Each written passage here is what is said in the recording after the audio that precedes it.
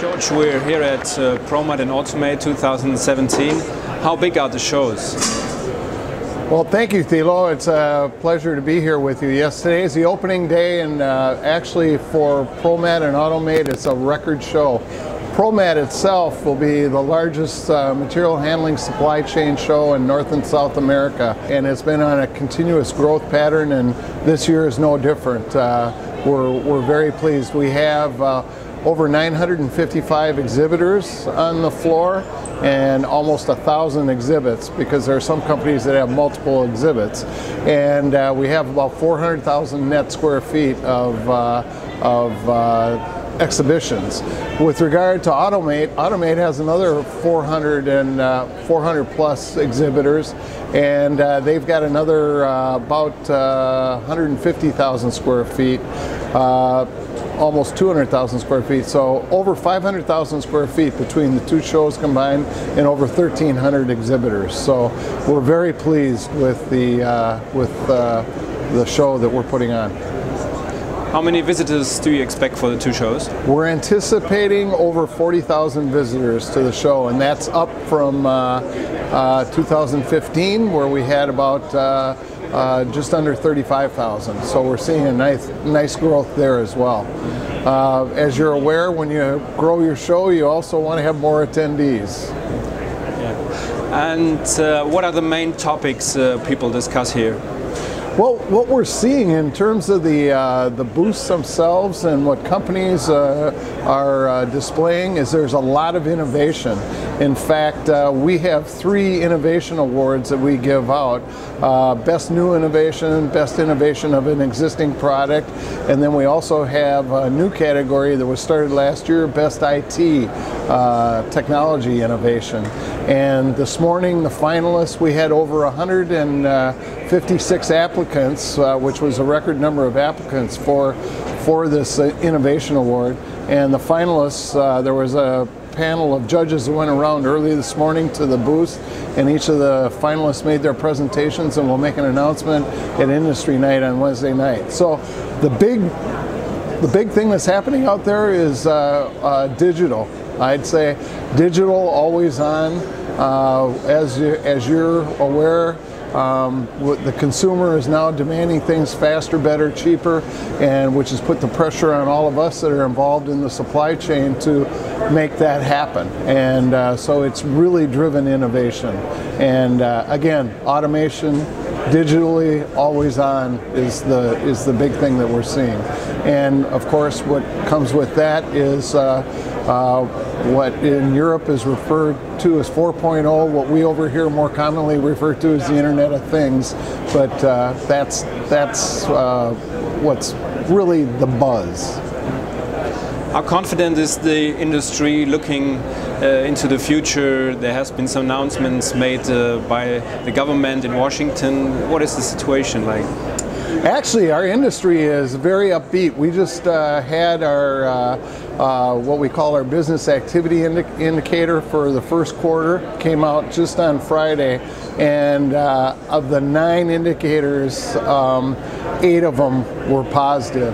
Also, the National Association of Manufacturers just announced that their survey that they do of manufacturers in the United States got their sentiment, and they had a record,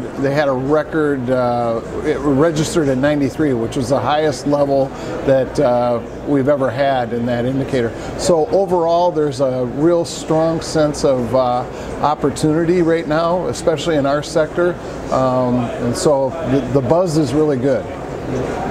What are the main challenges of the industry at the moment?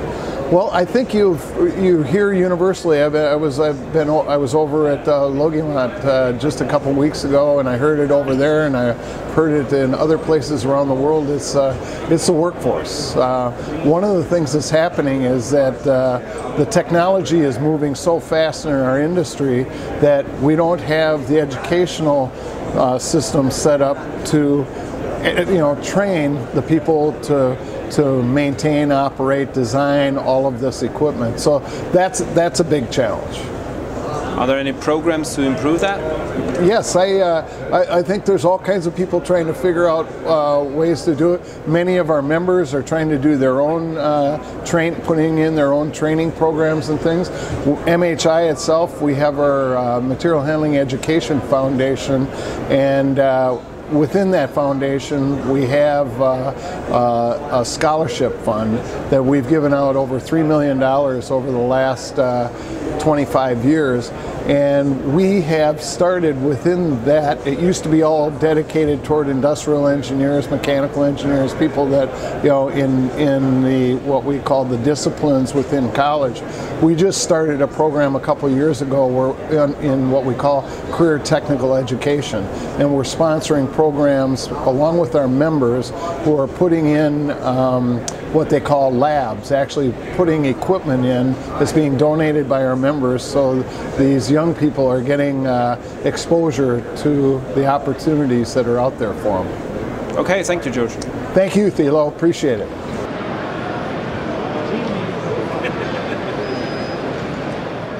Why do companies use that kind of robots nowadays? Well, companies have traditionally been using industrial robots that have required guarding because they're dangerous.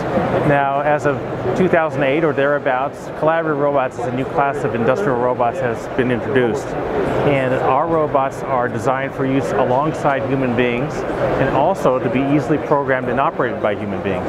What are the key drivers in a company buy that kind of machines? One of the keys is because the robots are safe, they do not have to be behind any kind of guarding or caging, which a lot of companies don't have the space to accommodate in any case.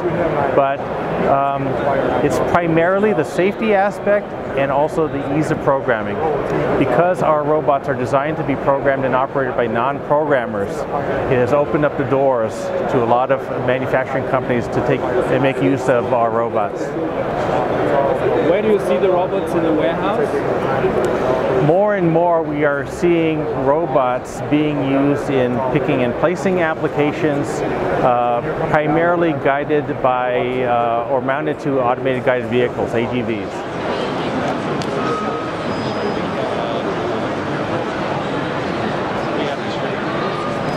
How is the show going here at ProMAT? So we are now at day one of ProMAT, Monday. Monday is very often a traveling day for many people. So you can see in the morning it was still a little bit slow, but it's picked up pretty nicely in the afternoon. And tomorrow, Tuesday, this will be really the big day, because out of experience we can see really the most visitors on Tuesday. But already today, Monday, was a very, very good day for us. How important is the North American market for TGW? So the North American market for TGW right now accounts for approximately 20% of our revenues.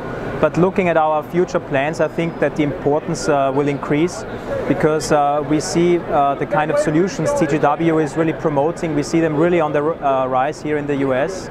So I think for the years to come, we have very big potential here. And I think the 20% we are seeing now, they will go up considerably in our overall split across the regions on the globe.